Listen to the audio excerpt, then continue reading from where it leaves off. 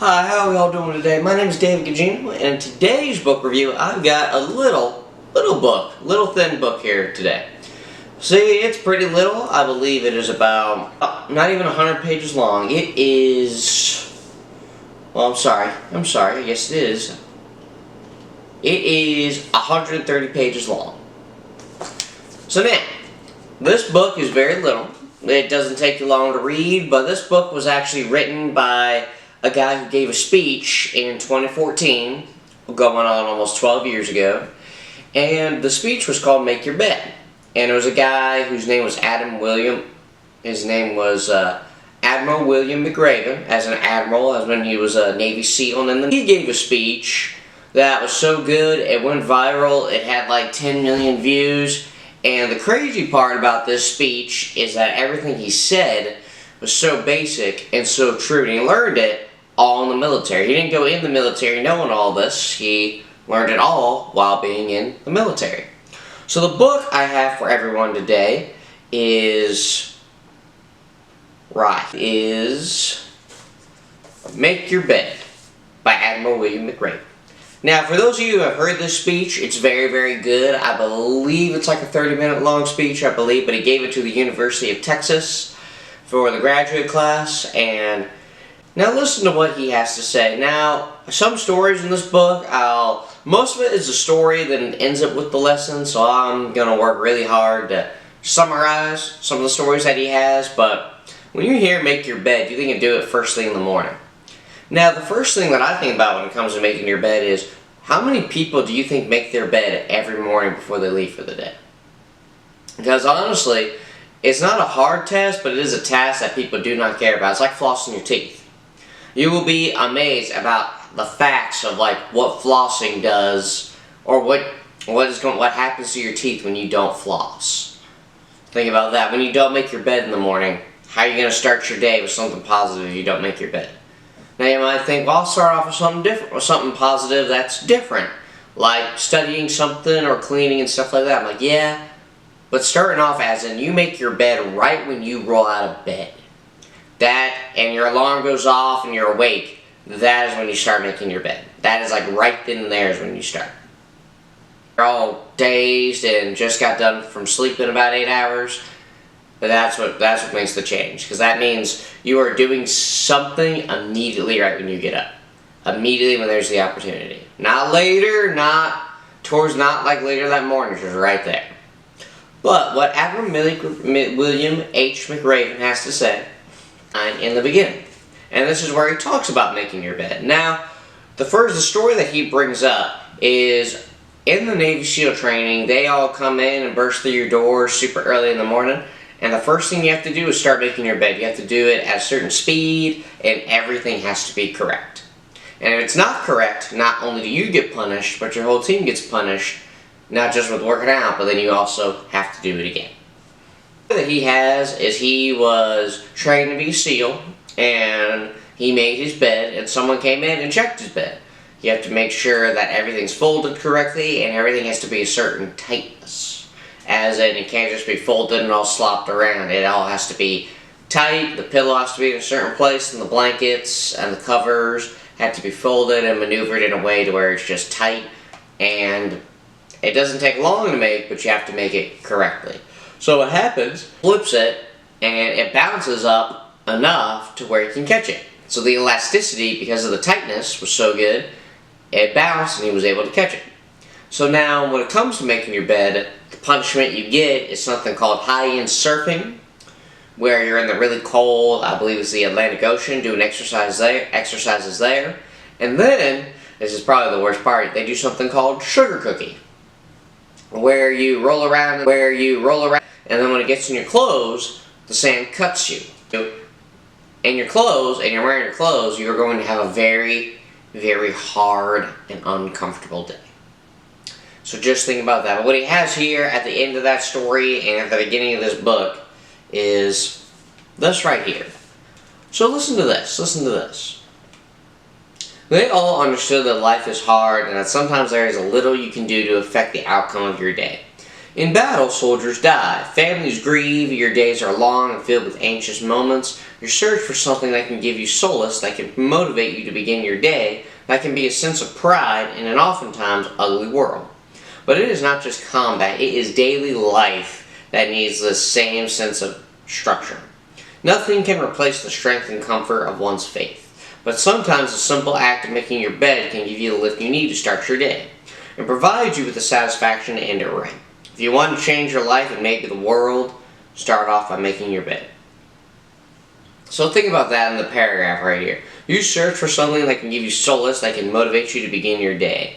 That can be a sense of pride in an oftentimes ugly world, but it is not just combat. It is daily life that needs the same sense of structure. So when you're in combat, if you are in the military, which I don't know much about the military, I have no family that's been in the military, and I myself have never done the military or really considered going in it, but not just in combat, not finding a sense of pride and solace in combat, but even in the world. Honestly, when I floss and brush my teeth, I brush my teeth 3 times a day.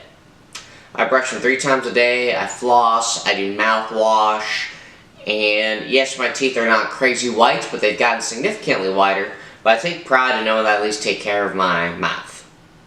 I also take pride when it comes to making my bed. I start off right when I roll out of bed, the first thing I do is make my bed. Not only does it wake you up, but you actually get that. When you make your bed right when you get up, not only are you getting your blood flowing, but once you make your bed, you're just like, wow, I just made it and I don't really want to crawl back in it. When it comes to making your bed and when it comes to life, it's just how you motivate yourself is you got to start off by making your bed. You got to start off with the small things before you get to the big things. In order to do the big things at the end of the day, you have to do the small things. Now the next thing I have for you today is another thing which people will probably critique what I'm about to tell you, because it's different. Because there are some people who want nobody in their lives, and there are some people who want lots of people in their lives, and there's some people who just want a certain group of people in their lives. But listen to what Admiral William McRaven has to say here. None of us are immune from life's tragic moments, like the small rubber boat we had in basic SEAL training. It takes a team of good people to get you to your destination in life. You cannot paddle the boat alone. Find someone to share your life with. Make as many friends as possible. That's what I'm talking about. And never forget that your success depends on others. So that can have a different connotation to it. Now, the reason why I say that is because there are some people who, I tell people all the time that they need to make friends and be kind to everybody and have at least a good conversation with somebody different here and there. And they always respond with, why? Because not only are your people skills a legitimate skill and can possibly make you a ton of money someday and even get you your dream girl if you think about that, but the reason why that is also important is because you can make somebody's day, I've said this before, by simply asking how they're doing and having a conversation with them. And some people don't matter, but let's say you make someone's day right then and there. They might give you the opportunity of a lifetime. They might give you a job. They might help you out in a way that none of your other friends could help you out with. And make as many friends as possible. The reason why is because people are going to remember you. And I would love to be remembered. I have lots of friends. I'm working out with a friend on Friday. I'm going out with a group of friends to a bar. I've got friends in my Croft class. I have friends in church. Like I try to make friends everywhere I go. Now talking to girls is rough, but I have some girls that I talk to. But the point that I'm making is I try to be nice to everybody and try to get to know as many people as I can. Now you don't really have to hang out with those people all the time. What you can do is just simply have a nice mutual conversation with somebody. I have a guy at work who's an operator who I've been talking to almost every time I've worked. I've got to know him a little bit, but he's just been a super nice guy to me and I've been nice to him. And it all started with him showing me how to do something easy in my job. But make as many friends as possible. Never forget that your success depends on others. That is because it does. All the millionaires you see or billionaires you see who say they achieved everything by themselves, they didn't. They had help. They had advice. They had mentors. And mentors as in they had someone probably walk them through how to do this and how to do that to be successful. Your friends also will help you and should motivate you to be successful. And not only that, but give you encouragement. I understand that some friends will tell you you can't do anything with your life, or not really can't do anything with your life, but like you have a dream and they'll tell you that you can't do it. And that happens. Now you don't start becoming not friends with this person, but basically you don't listen to them at all, which is unfortunate because there are situations like that. And then there's situations where you are friends with these people, but all they do is make fun of you the entire time. Now that is fine to an extent, but honestly, if you're just a punching bag with them everywhere, every time you go there, they don't even ask you how you're doing, they don't ask you how work is, and all they do is punk you around, then they're not your friends.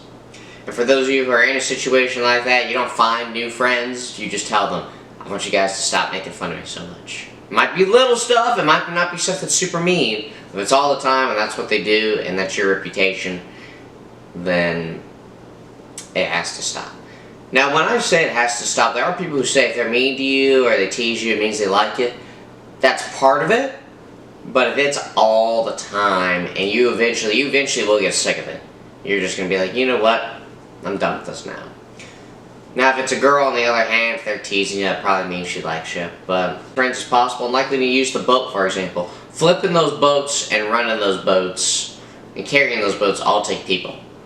So they are successful getting to their destination and being safe by working together. When you run a business, your marketing crew, the person who does your internet stuff, your social media, the person who does the cold calling, they all do that and that business is successful. It might be yours, but your business is successful because of those people. And it's like in the NFL. I've used this example before. I can't name a single famous lineman for the life of me. But not only do they take the most beatings, but they're also one of the most important player in the football field. Because they are blocking to make sure the quarterback doesn't get sacked. But think about that for a second. They're the most important players on the football field. And I cannot name a single famous lineman for the life of me. But the moral of the story is, make as many friends as possible, be kind to everybody, and your success does depend on others. I don't care who you are, I don't care what alpha male stuff you watch, your success depends on others. Now, the third and final thing that I have is actually the story that I like the most in this book. Well, there is a story that I do like that I'm going to explain briefly. It's not this story, but there was a story where they were carrying the boats and they had a contest to see who could get the boat faster and past the finish line. And I say it was a contest. They were just seeing who could get this boat to the finish line faster. And they were the guys who were tall, and then there was a group, they measured by height, which isn't that lovely? They measured by height. And there was a crew called what they called the Munchkin crew. No one was above 5 feet tall. During the Munchkin crew, they had to give them a certain size flippers, whereas when you swim, the bigger their flippers are, the more you can get a bit of an umph, as I want to call it, where you're swimming through the water. Where you're swimming through the water quicker and more efficiently. During this little contest, the Munchkin crew moved very quick and very efficiently, even with the little flippers. And I believe they placed first, I believe. But the moral of that story was, don't measure someone by the size of their flippers. Measure them by the size of their heart. It's like measuring someone it's like with success. Success cannot be measured. With how much money you have, how pretty your wife is, what you do for a job, how much you work, it can't be measured because someone's always going to do more, and then the more a person does, it might be miserable. Like having $100 billion is so crazy to me and outlandish. I'm just like, $100 billion. I don't know what I would do with that or what kind of money I just don't know what I would do with that. But then there's someone who just has $100 million. Lives an average life, lives in a big city, has a wife and kids, but let's say this billionaire travels all the time, is constantly working, constantly dealing with stuff with his companies, and let's say is trying to find a woman who doesn't want him for his money. I guess the $100 million guy's dealing with that too. I mean, if you really think about it, $100 million, $100 billion's a lot more, but $100 million, that is just still a lot of money. And I'd be fine with $14 million. But get paid $45 million a year. That is also crazy, and that is a lot of money. And some people would not be satisfied with that, because there might be an NFL player that makes $60 million a year. But people don't really get the fact it's still still millions and millions of dollars. That is why comparing and contrasting to other people is a no-no. It does not work well. I don't care who you are, it will make you miserable, it will make you feel agitated, and your life trying to beat other people will not, it only won't go well because you'll never be happy. It'd be like a dopamine hit, and then it will go back down. So think about that. So now what I have here is a sugar cookie, which is the thing I explained earlier with rolling around in the sand. And if you can't do something sometimes during SEAL training, when you're doing your workouts, you're doing your burpees, your push-ups, your running, if you cannot do something, they have you do the sugar cookie. Now listen to what he says about people who have done the sugar cookie and have became a sugar cookie is what he likes to call it. So listen to this. Listen to this. It is easy to blame your lot in life on some outside force to stop trying because you believe fate is against you. It is easy to think that where you were raised, how your parents treated you, or what school you went to is all that determines your future. Nothing could be further from the truth. The common people and the great men and women are all defined by how they deal with life's unfairness. Helen Keller, Nelson Mandela, Stephen Hawking, Malala Yousafzai, and Moki Martin. Sometimes, no matter how hard you try, no matter how good you are, you will still end up as a sugar cookie. Don't complain. Don't blame it on your misfortune. Stand tall, look to the future, and drive on. So I honestly love when people talk about unfairness in life. Now, physical disabilities is different, but unfairness as in I don't have an education like some people, I don't have intelligence like some people, height like some people, but unfairness as in like sometimes life's just not fair. It's like with jobs, for example.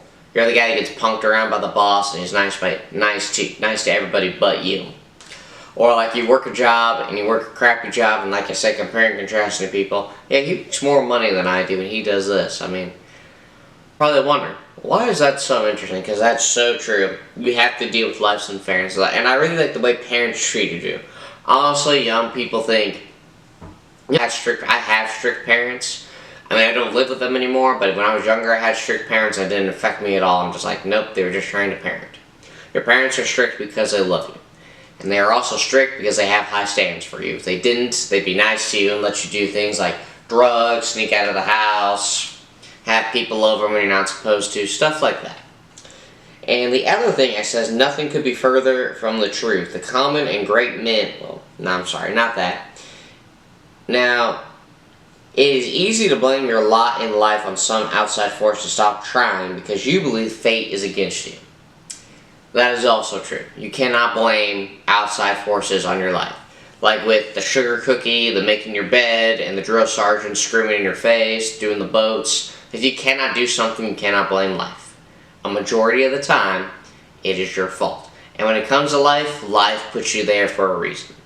God puts you there for a reason. And there are people who say, there is a quote that I saw not a few days ago, but a while ago. And it said, you wouldn't be at where you're life if God didn't put you there. You would not be going through this if it wasn't for God putting you there. And you're probably wondering, well, why is that? Because God put you there for a reason. He put you there because He knew you could handle it. And even like Admiral William McRae, all of these things he could handle himself, which means that any average human could handle the life he lived as a Navy SEAL. Well, I'd say maybe going to tours in Iraq, some people couldn't handle that, but the training aspect of it and the work ethic, every average person can handle. It just takes the work ethic, the heart, and the ability to drive on. So I want to thank you all for watching this video, and the takeaway for today is drive on. Move on with your future, work on being successful in your future, no matter how unfair your life is right now. Just drive on and continue to work and continue to live for God.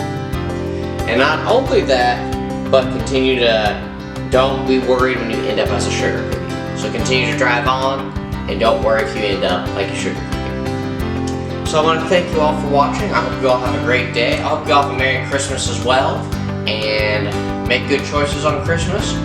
Spend time with your family. And most of all, just have fun. Just have fun. But Merry Christmas to everyone. Thank you all for watching. And you all have a great day.